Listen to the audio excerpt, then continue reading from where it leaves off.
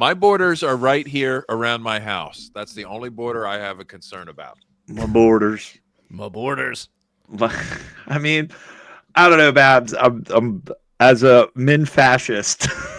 Here comes the tip. As a chairman of the min-fascist caucus. Here comes the tip of advocating against being a border libertarian. Just to look at Maryland. I want to abolish the fucking public schools, but in the meantime, like they just found out that like 11,000 some students just or 11. I think it was like 1,100, 11,000. I don't know, whatever it is. 11,000, I think. What was it, Otto? I think it was 11,000. 11,000. So these kids just going to school, going to these my public schools, right? And then they just disappear. They drop off the rolls. Well, what does that do? The open borders just allow these, Maryland to be flooded, and they're like, well, they got to be educated. So what does that do? Oh, so now they're testing like thousands of more students, and now thousands of more like schools need more funding. So that means more taxes.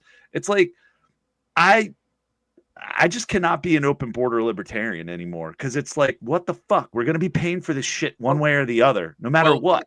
Hold on. That's what I'm saying. Involved. Like, so how can you advocate for the expansion of the indoctrination camps based on just expansion of just let whoever the fuck in this country? That's why I can't be like complete just head in my sand. You're concerned that they're going to overwhelm your wonderful government school system. I don't give a fuck about the schools, but I'm going to be paying for it regardless. I pay for it regardless already. All right, I don't want to pay more for these shit fucking schools. So, do you want to be mad at the people that have a gun to your head to pay, or do you want to be mad at the people? The real victims are those poor migrants that end up in your Baltimore shitty government schools. I agree. Okay? I can walk and chew bubble gum, Babbs. Both could be true. That, you know what? Like, maybe we don't need more people coming to this country and being subjected to these shitty fucking schools and being promised a bill of like bullshit. So you think it's like a humanitarian action? It's like a humanitarian action for the people that want to come in here to shut the borders and just, you don't want to come here. You don't want to come here. These schools fucking suck. We got drag shows in the library. Like, don't come. Do not come. Do not come. Do not come. Well, maybe we can compromise. It's 59 degrees. It's so cold. You can't come here. It's cold. It's 59 degrees. Can we compromise and say, look, we'll just let anybody move in next door that wants to move in, but we're going to abolish government schooling. Yeah. Okay. It's not going to happen. But yeah. Whatever. But you're also not going to convince them to like stop all the stuff that they're doing either. Like, why is it more plausible that they're going to have some sort of like, okay, maybe Trump clogs up the borders a bit, but like once he's gone, they're going to open back up. It's like, it's just going to be either way. So it's like, why bother even advocating one way or the other and just stick to like just libertarian shit? And do you imagine if they shut down the border? Imagine this scenario. This is what I think you want your property taxes to go down, right? Because of the schools and like they're overwhelmed and they have to tax you more. So if we close the border and kick out all the immigrants, do you really believe your school system is going to be like, well, and here's your tax dividend. Your taxes are going down. We've decided that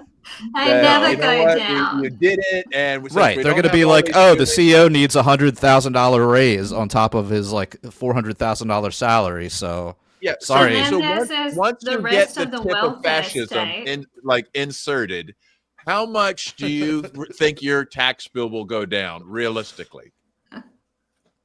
It won't, but I mean, I just cannot advocate for open borders in a complete fucking welfare state that we live in. I just can't. I just can't be like, come on in. It's great. Like, just acknowledge that shutting them off will not change the amount they steal from you. So how do you justify the minimum fascism when you acknowledge that they're going to tax you as much as they can?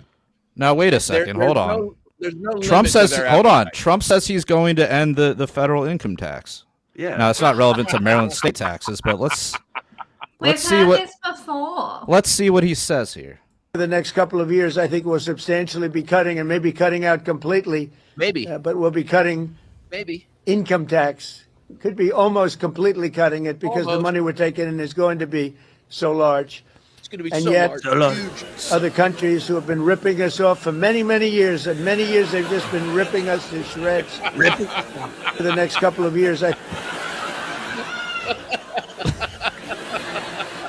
right, Otto, that's enough.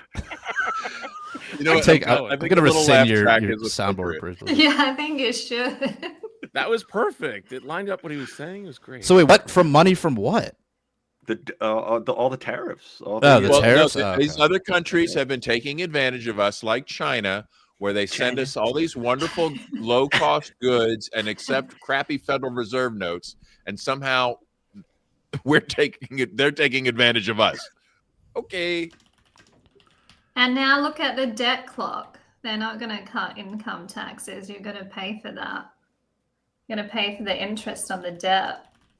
Oof. I think we all just need to come to grips with they don't ever reduce taxes ever. Ever. It never happens. Like, I mean, to the extent that maybe once it happened to prove the rule, but maybe it's time to throw the tea in the harbor again then, boys. Possibly, yeah. I think we're getting to that point. You know, and if I were to tell people not to pay taxes, then I would be targeted as a tax heretic, right? But let's just say that maybe that's an option out there. I'm just looking at it from a local perspective. Is that the border's thousands of miles away from the borders around Maryland, the borders around the city of Baltimore, the border around my neighborhood, the border around my house. It's going to affect me no matter what. It's going to affect us somehow. How? Because it's going to increase property taxes, traffic, everything, infrastructure, traffic, hospitals, Medicare, Medicaid. It doesn't increase your taxes. They tax you as much as they can possibly squeeze from you. That is determined by the Laffer curve. The Laffer curve determines the optimum tax rate for these people. No, I'm telling you, they're already in plans right now of saying, "Oh, Maryland, we're short this amount of money because we are spending money on health care for illegal immigrants. 1.4 we need to billion, spend more. We need to bring in more immigrants, and then we also need to spend more money, and they're going to keep raising taxes."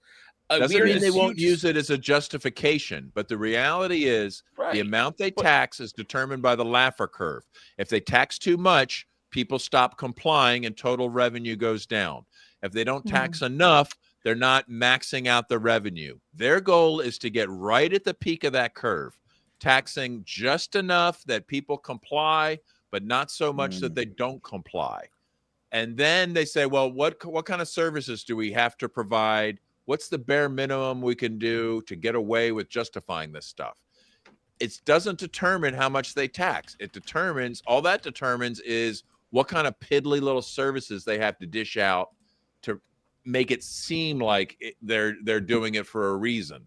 But the school, like, who cares if they overwhelm Baltimore public schools? You're not going to use those schools. What do you care? I hope not, but it's still going to affect. At the end of the day, it's going to affect our property taxes. It's going to affect. Yeah, but I think you're missing. I think you guys are talking past each other here. Yes. Yeah. Yeah. Babbs is basically saying they're going to raise your property taxes regardless. Yeah. Like they're going to use whatever. If it's not immigrants, they're going to say, "Oh, it's just like healthcare costs are up," or immigrants, or like we need to build more bridges, or we need to build more schools, or we need to fix the roads. Like, but more the immigrants is just a convenient excuse. But there's a difference.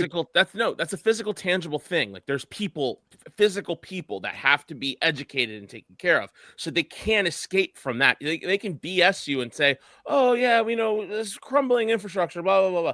But what actually they have to take care of. So if you implement 10,000 more students into our school system, they're going to come in and say, "Oh well, we need to have more representation, so they can go ahead and add more Democratic senators." And they also physically need to build these schools. And when they build these schools, say 10,000 students, that means eminent domain coming in, taking people's property, means more crowded streets for buses and people coming through. It completely changes demographics as well. So it's not just so when you say like, oh, well, it's just they're going to use an excuse. Well, this is actually not an excuse. it's not an excuse to tax because it's an actual real reason to tax us in their little system. I don't agree with it. I wish it was abolished. I don't send my kids to government schools, but it's still going to affect me because they're already in my local town. They're already talking about taking away from these businesses. They're already taking away their their warehouses to build a high school because it's so crowded. Because what they do is in Howard County, they put all the Section 8 housing in the county. They all cram it into Elk Ridge in the eastern part of the county, where they don't have any of these other things. That's like Columbia. You guys know Columbia is such one of the richest. The planned community. One of the richest. Yeah, bunch of shit libs. It's shit the most lib expensive planned community county in all of the country. It's like one of the most expensive places to live. And what they do is they send all of their they're like the NIMBY liberals. They send that shit to my backyard and they put it in my backyard, and then I got to deal with it. Like it's also the same thing. It's on a smaller scale. Is we have these crackheads that just keep running across Route 1 and getting hit by cars, and so. Because there's two hotels and these old motels from the 1930s that still exist, and they go there, they rent out it for an hour, and they're diving across the street trying to get to McDonald's. Like Frogger, it's rough driving home sometimes. It's like bad. Crackhead Frogger. Yeah, it's very dangerous. So they built another traffic light. They wasted money on another traffic light to save lives or whatever. And it's not even where these people are getting hit. It's like a tenth of a mile down the road is where they're getting hit. Yeah, that's like they put a speed bump on my street, but it's like at the bottom of the hill. So you've already gotten like fully up to speed, up to like 50 miles an hour, and then you see the speed bump. It's like because government can do whatever it wants. And if you actually give them a physical reason, then they'll do it even more. But I just think there's something to watch out for is the trap of where you say, well, look at this statist paradigm that's a horrible failure. And then say, because it's a horrible failure, we need this even other more horrible statist paradigm over here. You're not going to fix one government problem by expanding another government problem. Reducing immigration is not going to save your frickin' schools in Baltimore. Sorry. Well, there's a difference between you're going to do to save them. All you can do is get away from them. There's a difference between from them. There's a difference between actual like natural immigration and then just what we've been witnessing for years. This is like an invasion. Yeah, where it's just like, come on in. We have all these wonderful programs. Here's your credit card. Here's your cell phone. Well, that's exactly right. That's exactly what we're saying is stop the program. It's not shut the borders down. It's stop the program that's incentivizing them to come here. Because you have about as much control over the borders personally as you do over the welfare. So it's like, why advocate for the borders when you could just advocate for the welfare? You're going to be ineffective at affecting change in both areas, right? So just advocate for the libertarian shit and then leave the statist shit for the statist. That's all I'm going to say. But I think we should move on to something else. Let's move on now. I mean, we can always bring Kyle in if we need. We can always bring Kyle in if we need to hear some libertarian bull. If you want to yell and scream at him for an hour.